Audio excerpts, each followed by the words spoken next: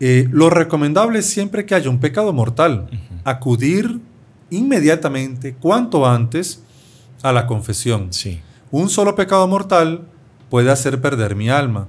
Un solo pecado mortal hace con que yo pierda la gracia de Dios.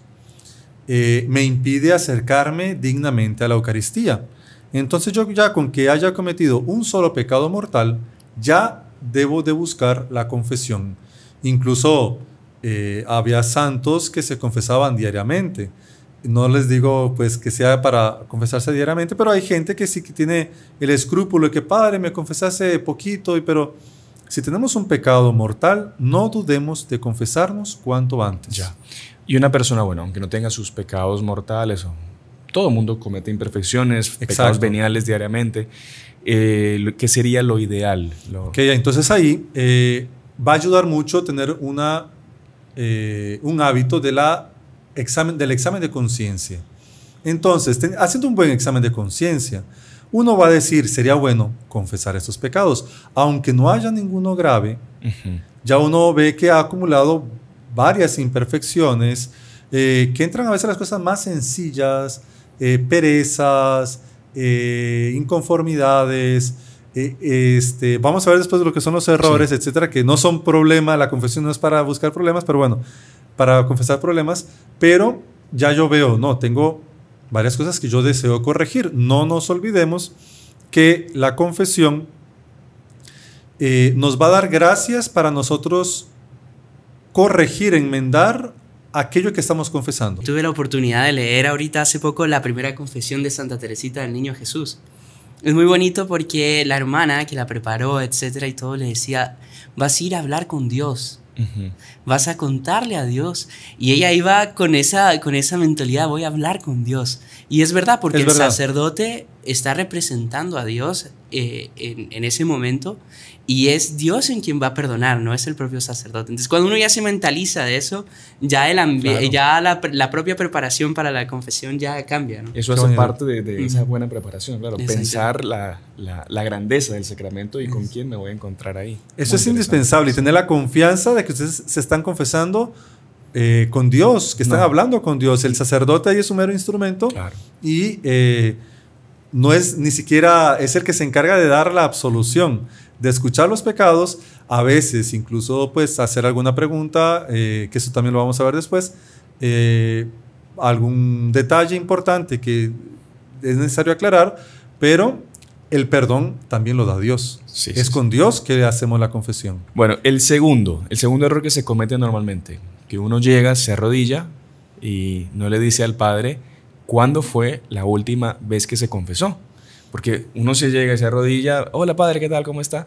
Claro, el padre necesita saber con quién está tratando. Si es una persona que no se confiesa desde su primera comunión y tiene 80 años, o sea, son, no sé, 70 años de vida pues sin pedir perdón a Dios por los pecados. O puede ser una persona que se confesó el día anterior y viene por una dificultad. Entonces es siempre muy importante, lo primero que uno hace cuando se arrodilla, saluda al sacerdote, comienza la confesión y decirle cuánto tiempo hace que no se confiesa desde la última confesión bien hecha. En los heraldos tenemos la costumbre de iniciar con un Ave María, rezamos los dos el Ave María, y luego siempre preguntamos hace cuánto tiempo se confesó. Pero si el sacerdote no pregunta hace cuánto tiempo se confesó, lo ideal es que el penitente diga, padre, hace tanto tiempo que yo hice mi última confesión bien hecha. Tercer punto, que ocurre mucho también, confesar pecados genéricos. Qué difícil es cuando alguien llega y dice, padre, he pecado mucho de pensamiento, palabra, obra y omisión. Por su culpa, por su culpa, por su no, y a veces la gente lo dice y puede ser por ignorancia, puede ser a veces por vergüenza. Sí. Puede ser, créanme, que la vergüenza destroza confesiones. Sí. La vergüenza, el demonio la utiliza para acabar con el fruto de una confesión. Nunca, nunca se dejen tentar por la vergüenza. Si usted siente vergüenza a la hora de confesarse, créanme que es una tentación del demonio. Entonces, empiezan los pecados genéricos a dar vueltas al asunto. y no van al grano o no van a lo específico que necesitamos de la confesión. A veces puede ser por ignorancia, puede ser por una tentación como estas, puede ser, pero sí es importante. Entonces, así como yo ya he hecho un buen examen de conciencia, ayuda mucho para no divagar, para no irme por otros lugares, a llevar una lista o hacer una lista. Así en confianza les digo a todos que hay sacerdotes que no les gusta que el penitente saque una lista. No sé por qué, pero a mí la verdad es que no me molesta. Eso ayuda mucho la persona a no olvidar ningún pecado. Se ve que ya preparó su confesión y son hasta más ágiles, ayudan para que el penitente vaya a lo que tenga que decir. Claro. Sin divagar, sin irse en cosas. Porque puede ser que tenga el papelito, pero ahí tiene toda la justificación para no. Exacto. No, claro.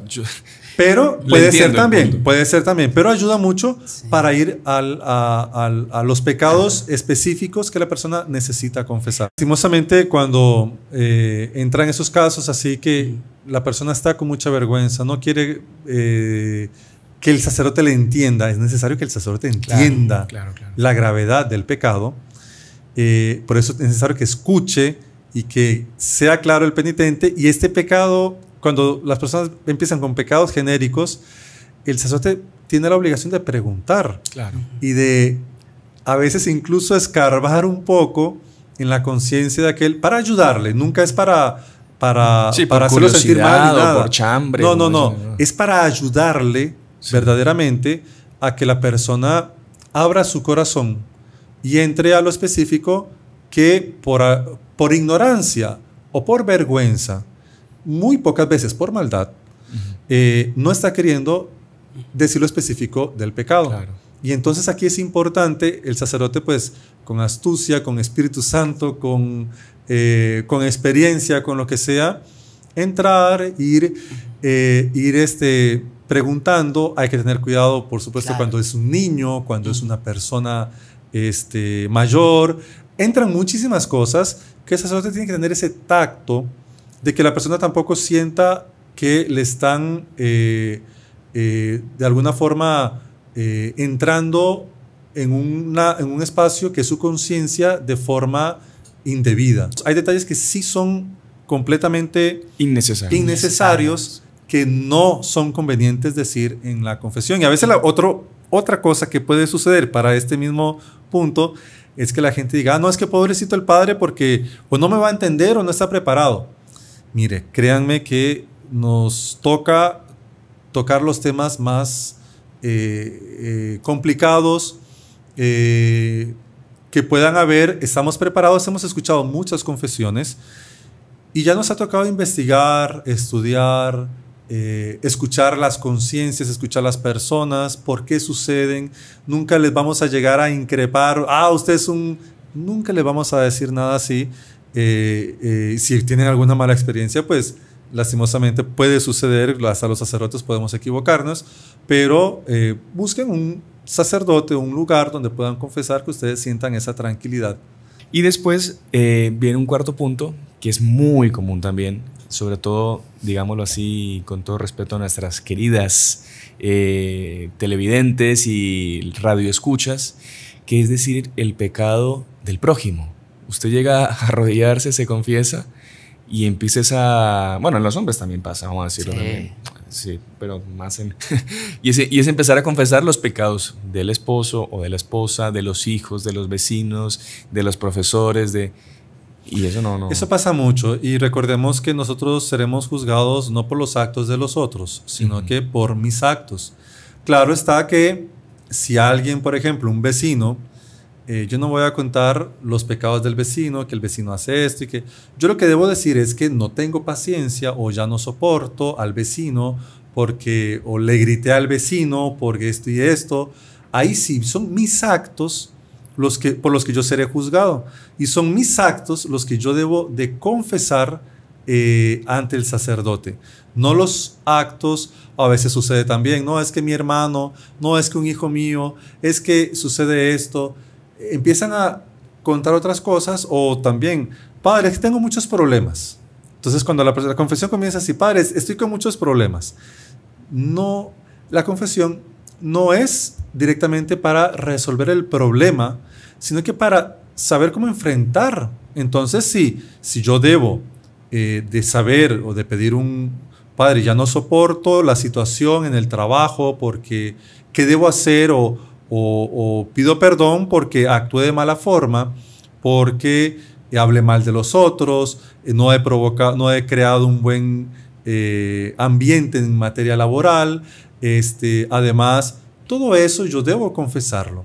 Entonces es importante a la hora de hacer mi examen de conciencia centrarme en mis actos buenos, en mis actos malos, para ver cómo corregirlos y no en los actos de los demás. Aquí el siguiente punto que habíamos hablado está muy relacionado con el de los pecados genéricos, pero me parece que es importante tocarlo, que es ocultar la gravedad de un pecado.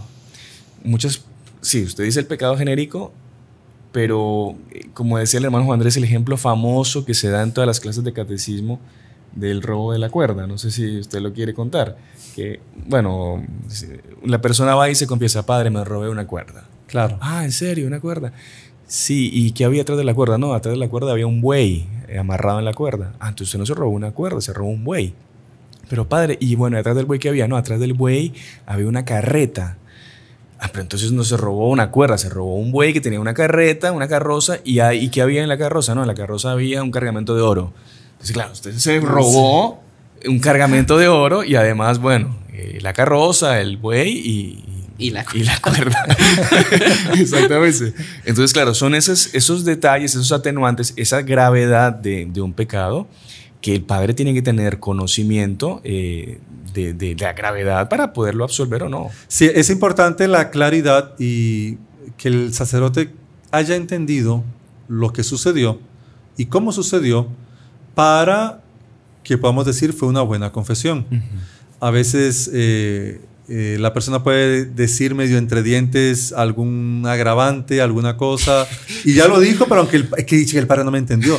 El padre tiene la obligación de entender. Si no, no le está perdonando eso. No, exactamente. El padre es un juez. Exactamente. El padre tiene que entender todo lo que el penitente ha dicho y que quede claro para que sobre eso caiga la absolución de los pecados.